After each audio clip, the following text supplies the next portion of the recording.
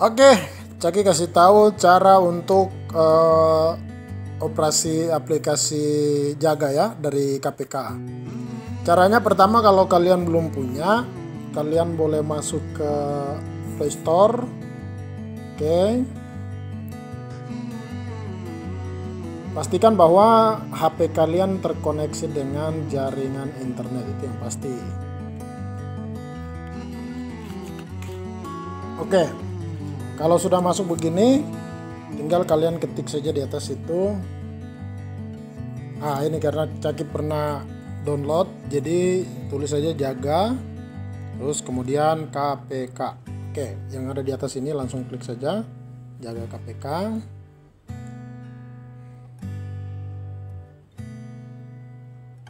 Nah, kalau sudah sampai di sini langsung kalian download, karena Caki sudah pernah download, makanya Caki langsung buka saja.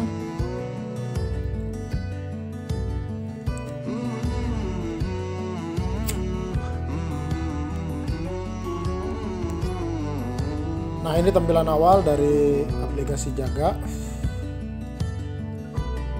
Oke, di sini ada beberapa menu.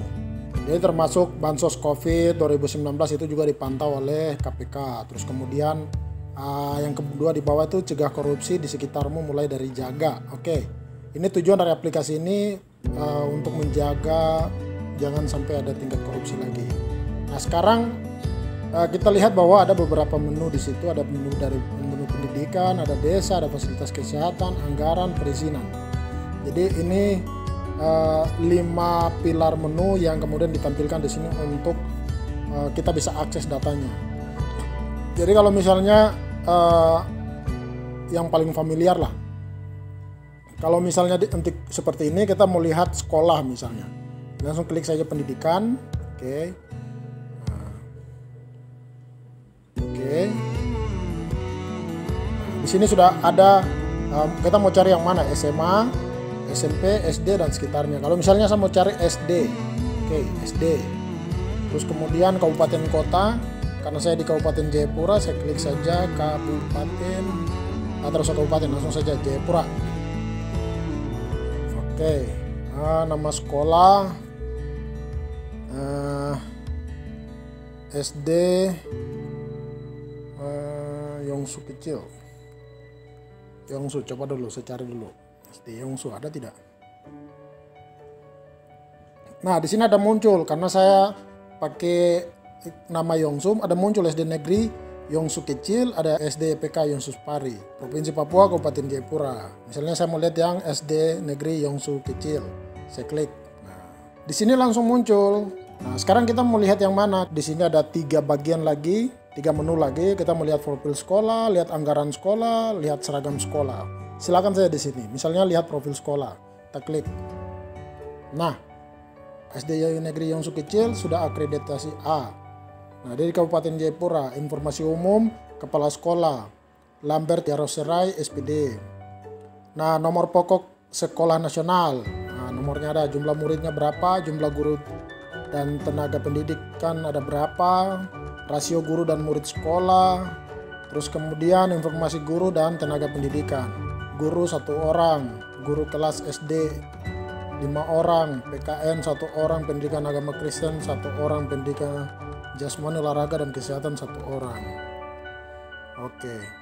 Terus kemudian bisa juga kita langsung buka ke map, mudah-mudahan sudah ada.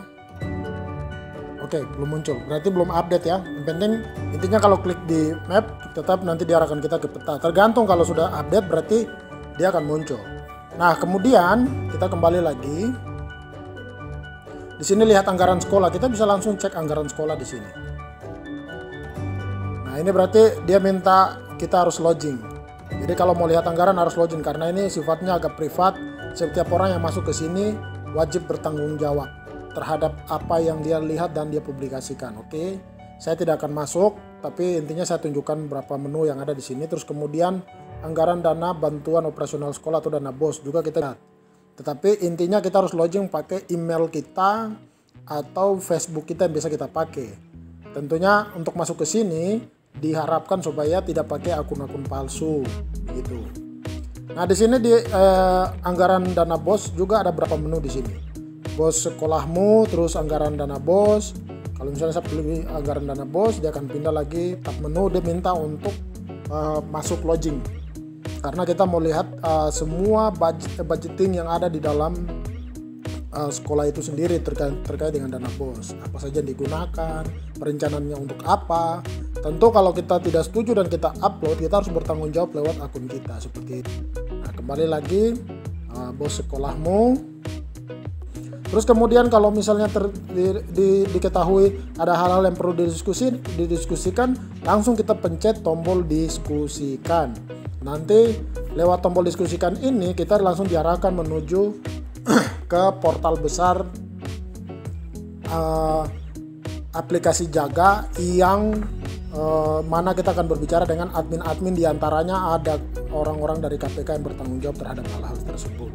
Jadi sekarang kita sudah tidak bisa bicara lagi pasang-pasang status lagi di Facebook. Itu hanya mengubar kebencian dan juga kita bikin masalah kita sendiri. Walaupun kita benar, kadang-kadang kita dipandang salah. Oke? Itu terkait dengan dana bos itu. Nah, dari masing-masing sekolah, tentunya masing-masing sekolah punya dana bos. Oke? Terus kemudian ada menu di bawah lagi, lihat program sekolah. Kita juga bisa lihat program sekolah. Tentunya kita harus login ya teman-teman. Jadi kalau teman-teman masuk langsung login aja biar yang seperti ini langsung terbuka. Tetapi apapun yang kita lihat di dalam, kita wajib mempertanggungjawabkan ketika kita sudah pencet diskusi dan berbicara langsung dengan admin-admin Jaga yang kebetulan di dalam situ banyak orang-orang dari KPK yang bertanggung jawab untuk penyelewengan anggaran di negara ini. Nah, itu terkait dengan aplikasi menu dari sekolah. Nah, sekarang kita lihat tentang desa. Di sini juga ada. Kalau kita klik saja desa, dia login. Baiknya aplikasi ini kita punya supaya kita bisa mempelajari dulu, karena kebetulan aplikasi ini baru baru dijalankan untuk sinkronisasi data. Kebetulan di anggaran di dana desa yang saat ini mengalir, tidak tahu di provinsi lain, tapi khususnya di Kabupaten Jayapura atau Provinsi Papua, setelah saya review saya telusuri di websitenya, itu datanya belum sinkron secara keseluruhan. Jadi ini baru dalam tahap sinkronisasi data. Kalau ada yang salah, dan bisa lapor, kita bisa diskusikan begitu. Hak dan kewajiban masyarakat desa. Ini penting ini, hak dan kewajiban kita apa di dalam sini. Nah, masyarakat desa juga berhak meminta dan mendapatkan informasi dari pemerintah desa serta mengawasi kegiatan penyelenggaraan pemerintahan desa, melaksanakan pembangunan desa dan sebagainya. Terus kemudian peraturan desa juga ada di sini, kita juga bisa baca. Terus keuangan desa dan aset desa, kita juga bisa baca di sini juga ada. Nah, ini keuangan desa dan aset desa ada. Keuangan desa, pendapatan desa, anggaran pendapatan dan belanja desa, aset desa. Terus dan sampai di penggunaan pembangunan desa, badan usaha milik desa, kerjasama desa, pembinaan dan pengawasan, itu semua ada. Jadi teman-teman kalau sudah punya aplikasi ini, itu sudah bisa dituntun benar-benar untuk mengetahui tupoksi dari teman-teman sendiri, artinya dari masyarakat seperti apa, terus kita mau intervensi masuk ke urusan pemerintah desa itu seperti apa, kita bergerak dari mana ke mana, sudah ada semua di sini. Terus kemudian kita ke telusuri desa. Kita klik menu telusuri desa. Oke. Sini sudah ada. Langsung kita pilih provinsi. Kita klik menu provinsi dulu. Papua. Oke, ya. Provinsi Papua. Kabupaten kota boleh kita isi di sini. Jayapura. Oke, desa kita isi, misalnya saya mau lihat Kampung Yongsu, cari. Nah, langsung muncul lagi, saya pilih Yongsu di Soyo. Nah, di sini itu jumlah penduduk, jadi informasi umum tentang kampung ada, misalnya jumlah penduduk, laki-laki, perempuan. Terus kemudian kita bisa pilih di sini. Kita bicara masalah dana desa. dana desa tahun 2019, kita bisa pilih ke 2020, tergantung tahun berapa kita mau cek tentang itu, dana itu. Oke, nah terus ini sudah, jadi kita sudah bisa lihat pagu anggarannya itu 960,5 juta. Oke, untuk tahun ini penyaluran itu 297,2 juta. Oke, terus kita bisa lihat tahap 1 148 juta 578.150 rupiah. Tahap 2 kita bisa klik langsung tahap 2. Nah, tahap 2 juga sekian, terus tahap 3 sekian. Rincian realisasi dana desa.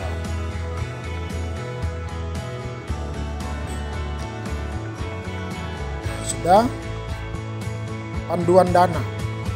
Ini panduan penggunaan dana. Kita bisa lihat sih panduannya, peran masyarakat apa, peran pendamping apa, ruang lingkup, terus penyusunan rencana penggunaan jangka menengah RPJM desa, rencana kerja dan sebagainya ada di sini.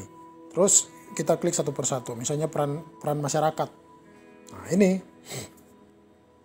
kita bisa baca dulu peran masyarakat ada ini. Terus peran pendamping apa sih di dalam mengatur dana desa? Nah, ini ada peran pendamping. Nah, terus kemudian lagi kita scrolling terus ke bawah. Wow. Nah, ruang lingkup. Kita pilih ruang lingkup. Nah, ini dia penjelasan tentang ruang lingkup. Nah, ruang lingkup pembangunan desa, penggunaan dana desa. Ruang lingkup penggunaan dana desa. Berdasarkan peraturan pemerintah nomor 60 tahun 2014. Nah, itu kita bisa baca semua supaya kalau ada yang kita curiga salah langsung kita diskusikan gitu. Terus kemudian menu yang berikut itu penyusunan rencana pembangunan jangka menengah. Jadi ini kita bisa baca keterangannya dulu. Terus kemudian ini rencana kerja pemerintah desa, peran pemerintah daerah. Nah, ini peran pemerintah daerah ada di sini. Nah, terus kita langsung saja mengapa desa perlu perencanaan. Nah, kita bisa baca dulu. Selama ini kan di kampung-kampung, kalau di Papua ada beberapa kampung, ada sebagian kampung yang tidak perlu perencanaan. Perencanaan berdasarkan pengusulan. Nah, itu saja. Terus kemudian anggaran ditetapkan, di voting, terus kemudian disusun sesuai kebutuhan dan dijalankan sesuai dengan usulan masyarakat. Nah, alangkah baiknya kalau ini kita baca baik, kita bisa tahu juga detail. Oh, ternyata seperti ini. Itu penggunaan anggarannya seperti itu. Terus kemudian kalau misalnya sudah ada diskusi di sini, pasti ada kumpulan diskusi yang kemudian dimuat nanti. Jadi teman-teman kalau sudah tahu terus kemudian mau pengaduan atau mau diskusi dengan admin dan juga KPK yang ada di jalur aplikasi ini, teman-teman juga harus hati-hati, karena kalau misalnya kita mengusulkan hal yang salah yang tidak dapat dipertanggungjawabkan, ya kita kena sendiri. Kemudian fasilitas kesehatan, kita bisa lihat. Nah, fasilitas kesehatan ini juga sama, puskesmas, rumah sakit. Nah, kepesertaan JKN ada, kamus istilah dalam JKN, dan semua yang kita butuhkan ada di sini, sudah dimasukkan. Tinggal kita masukkan. Nah, sekarang tinggal kalau misalnya kita mau cari puskesmas, ya puskesmas apa kita cari. Terus rumah sakit apa kita cari. Pelayanannya seperti apa, itu semua nanti akan termuat dalam sini. Jadi kalau misalnya Caki review sampai selesai, nanti tidak ada video penjelasan terkait dengan apa yang Caki memasukkan. Terus kemudian nah di sini cari tahu tentang anggaran ini. Nah, ini tentang anggaran. Oke. Nah, ini ada daftar istilah singkatan di atas seperti APBD, APBD. Itu juga ada itu, semua singkatannya, penyusunan dan penetapan. struktur keuangan daerah. Kita bisa lihat di sini semua. Pilih Pemda misalnya. Pemda mana yang kita mau pilih? Ya, Pemda Kabupaten Jayapura misalnya. Terus kita melihat RKPD. Terus kemudian kita melihat APBD. Di sini semua sudah bisa, kita sudah bisa pantau. Artinya secara tidak langsung kalau kita mau kasih naik status di Facebook, apa itu kita harus bertanggung jawab atas dasar-dasar ini sebenarnya. Jadi kita sudah harus bisa tahu dulu. Oh, jadi menggunakan aplikasi ini memang mudah. Semua hal kita bisa tahu terkait dengan penggunaan anggaran, sekolah, kesehatan, perizinan, dan juga terkait anggaran daerah. Tetapi kita harus mampu mempertanggungjawabkan ketika ada hal-hal yang kita rasa ganjil terus kemudian mau didiskusikan, kita harus mampu mempertanggungjawabkan. Nah, itu masalahnya. Oke, itu bagian-bagian yang ada dalam aplikasi Jaga yang saya pikir teman-teman banyak yang ingin kampungnya maju, daerahnya maju dengan cara bagaimana caranya supaya kita bisa bicara, kita bisa laporkan ini kampung ini atau aparat kampung, bagaimana caranya kita bisa mengadu supaya anggaran yang dinilai melenceng itu bisa dipertanggungjawabkan pemerintah kampung seperti itu. Nah, ini video cara penggunaan aplikasi Jaga. Tentunya di sini ini merupakan aplikasi pantau saja. Kita tidak bisa menginput data dan lain-lain di sini. Ini bukan database, tetapi ini bagian dari sekian banyak database yang ada di Indonesia yang disatukan ke sini. Kemudian presentasinya itu yang kita bisa lihat. Begitu. Sekian dulu penjelasan tentang penggunaan aplikasi Jaga di handphone. Salam santun, salam hormat, salam baik buat semua. Bye bye.